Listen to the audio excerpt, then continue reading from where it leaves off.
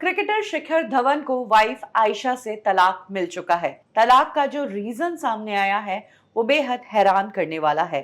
Mental cruelty के basis पर शिखर धवन को कोर्ट ने तलाक ग्रांट किया है। सबसे बड़ी बात, अक्सर जहां तलाक के केसेस में ये सामने आता है कि पति ने पत्नी को मेंटली हैरेस किया है, वहीं शिखर धवन के केस में शिखर धवन को उनकी पत्नी मेंटल हैरेसमेंट दे रही थी लंबे समय से।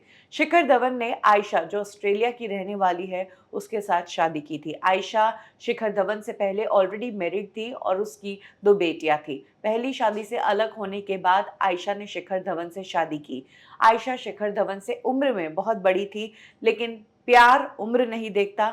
2012 में शिखर धवन और आयशा ने शादी कर ली। इस शादी से उन्हें एक बेटा भी हुआ जिसका नाम जोरावर रखा।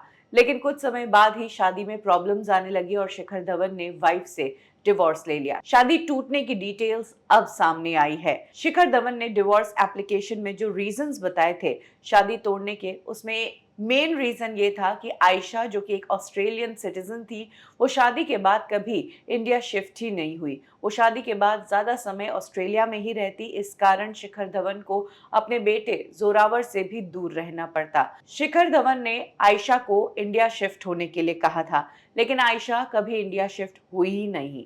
बात करें शिखर धवन, वो एक क्रिकेटर है। वर्क कमिटमेंट्स के कारण वो ऑस्ट्रेलिया कभी शिफ्ट ही नहीं हो सकते थे। ये बात उन्होंने आयशा को पहले ही कह दी थी। जब भी शिखर धवन आयशा को इंडिया आने की बात कहते तो आयशा अलग अलग बहाने बना देती। यही कारण था कि एक टाइम पर दोनों एक दूसरे से दूर रहने लगे और लॉन्ग डिस्टेंस रहते हुए इस रिलेशनशिप को मेंटेन करने की कोशिश की। लेकिन इस दौरान भी आयशा ने शिखर धवन को बहुत ही मेंटली हैरेस किया। शिखर धवन अपने बेटे जोरावर के लिए खर्चा भेजते। आयशा शिखर धवन से अपनी 2 बेटियां, जो उनकी पहली शादी से थी, उसका भी खर्चा लेती, जबकि उसका खर्चा ऑलरेडी आयशा को उनके पहले पति, जिनसे वो अलग हो चुकी थी, जिनकी वो बेटियां थी, उससे मिल रहा था। इतना ही नहीं, शिखर धवन हमेशा अपने बेटे से मिलने के लिए तरसते रहे। आयशा ने शिखर धवन से ऑस्ट्रेलिया में कुछ प्रॉपर्टीज में भी इन्वेस्ट करवाया और उसमें से एक प्रॉपर्टी ऐसी थी जिसमें आयशा जबरन 99% ओनर बनी, जबकि 2 दूसरी प्रॉपर्टीज थी उसमें जॉइंट को ओनर बनी। सबसे बड़ी बात, इन प्रॉपर्टीज में सारा पैसा शिखर धवन का था। एज अ पति, गिफ्ट के तौर पर, प्यार के तौर पर उन्होंने आयशा को पार्टनर बनाया था। शिखर धवन ने यही सारी डिटेल्स कोर्ट में पेश की थी। बात करें आयशा की, तो कोर्ट ने आयशा को भी मौका दिया था अपना पक्ष पेश करने का, लेकिन आयशा ना अपना बचाव कर पाई और ना ही शिखर धवन के दावों को गलत पेश कर पाई।